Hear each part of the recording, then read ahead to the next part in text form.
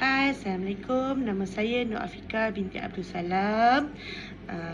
Saya mengambil mata pelajaran kod HPE 2903 iaitu pengurusan tingkah laku kanak-kanak.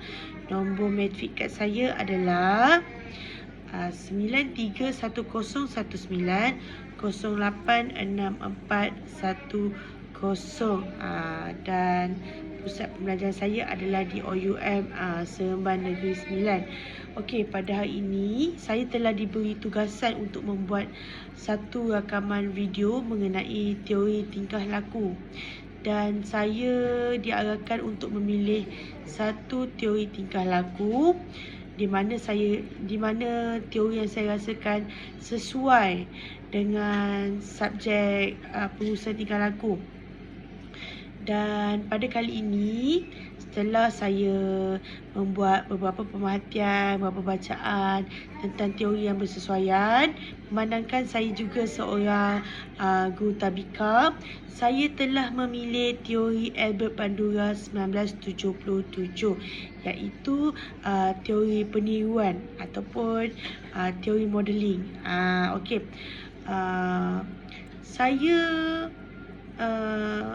Saya suka tentang teori-teori yang dihasilkan oleh Albert Bandura kerana saya merasakan beliau begitu dekat dengan kanak-kanak dan beliau faham tentang apa yang beliau inginkan. Teori apa yang beliau inginkan, seterusnya beliau akan membuat pemerhatian terhadap ke atas kanak-kanak itu sendiri. Okey, berbalik kepada teori Bandura 1977, beliau telah membuat pemerhatian dengan memanggil beberapa orang kanak-kanak prasekolah. Okey, lepas tu beliau adakan seorang dewasa dan bersama sebuah anak patung yang diberi nama Bobo. Okey, selepas itu apa yang beliau lakukan adalah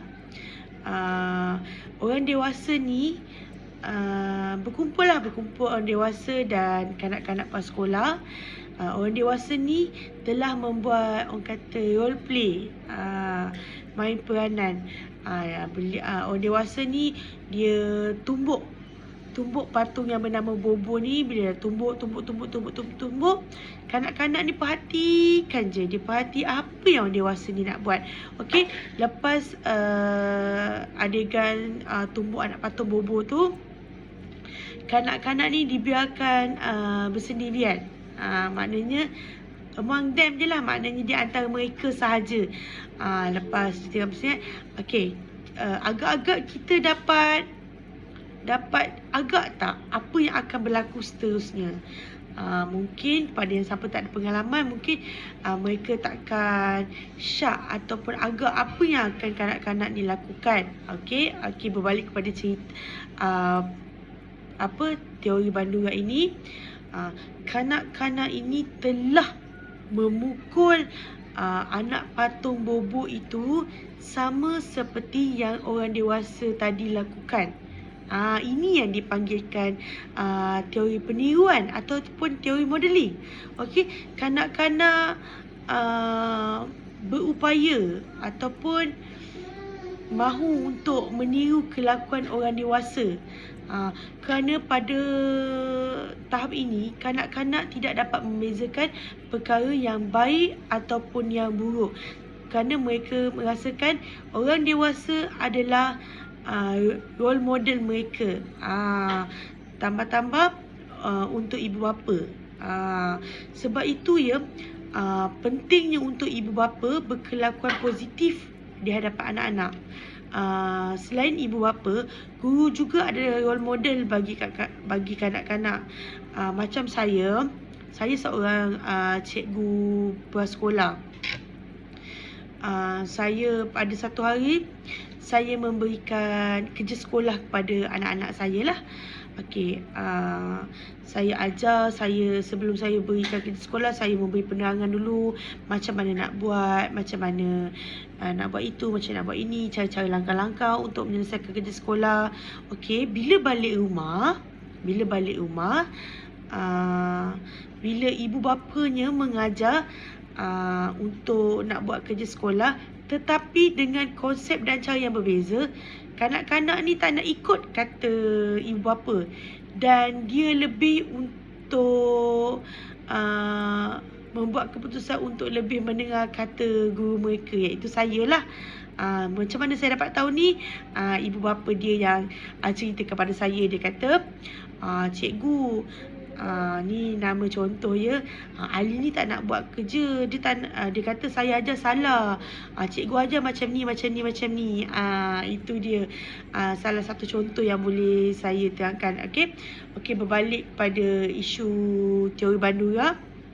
Okey, sebab apa dipanggil teori peniruan ataupun teori modeling?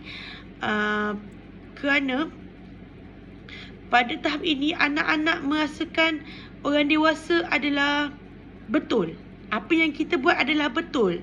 Macam kalau kita tengok pemerhatian orang dewasa memukul anak patung bobo tu, jadi dia rasa pukul barang-barang ni adalah satu perkara yang betul, maknanya tak salah. So jadi kita boleh buat macam tu.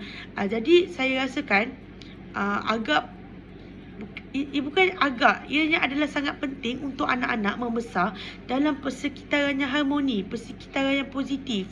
Okey, ibu bapa, guru memainkan peranan yang sangat penting, terutamanya daripada segi perlakuan, daripada segi percakapan. Percakapan sangat penting ya, sebab sepanjang saya menjadi pendidik untuk kanak-kanak, ada di antara kanak-kanak ni yang boleh macam mana saya nak cakap, saya agak sedih. Ada kanak-kanak ni yang boleh ataupun sudah pandai untuk menutupkan kata-kata yang kurang enak.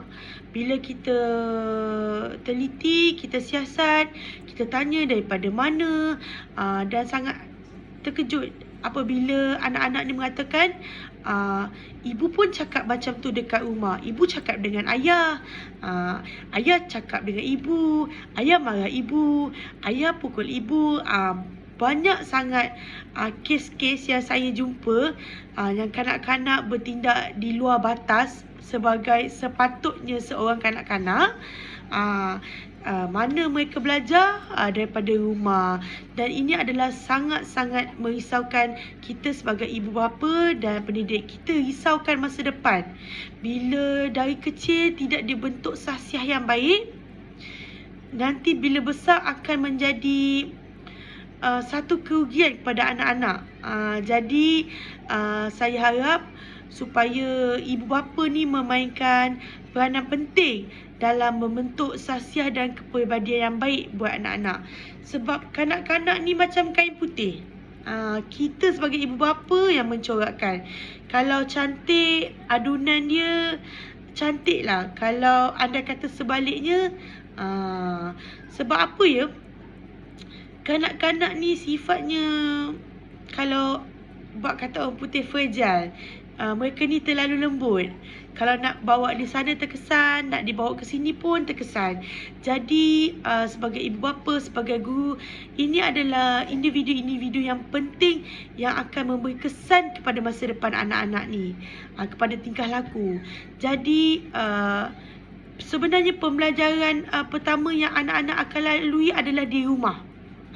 Macam mana suasana di rumah, macam itulah dia akan bawa ke sekolah. Jadi kita sebagai orang dewasa haruslah menunjuk contoh-contoh yang positif, contoh-contoh yang baik. Anak-anak ni akan ikut, anak-anak ni akan serap. Seperti yang saya tahu, seawal 6 bulan ya, anak-anak dah boleh mendengar apa yang kita kata, dah boleh menyerap ilmu-ilmu. Jadi seawal 6 bulan kita kena pupuk perkara-perkara yang positif dalam minda ataupun kotak fikiran anak-anak ni, supaya di dalam kelas, di dalam sesi pengajaran dan pembelajaran, dia akan terapkan juga nilai-nilai positif tu. Macam sebagai contoh, bila cikgu mengajar, okey, tak boleh bercakap di belakang, fokus kepada cikgu, jangan usik kawan, kena selalu bercakap, selalu mengingatkan anak-anak supaya untuk melakukan perkara-perkara yang baik. Jadi kesimpulannya adalah, anak-anak ni satu anugerah. Kita sebagai ibu bapa dan sebagai guru haruslah menunjukkan contoh yang baik, supaya anak-anak akan ikut. Itulah yang diterapkan oleh teori Bandura, iaitu peniruan. Kalau kita buat baik, anak akan ikut. Kalau kita buat perkara yang sebaliknya, anak-anak juga akan ikut. Jadi terserah kepada kita sebagai ibu bapa untuk memilih kita nak yang mana. Sama ada nak yang baik untuk anak contohi ataupun sebaliknya. Okey, terima kasih dan sekian itu saja penerangan daripada saya.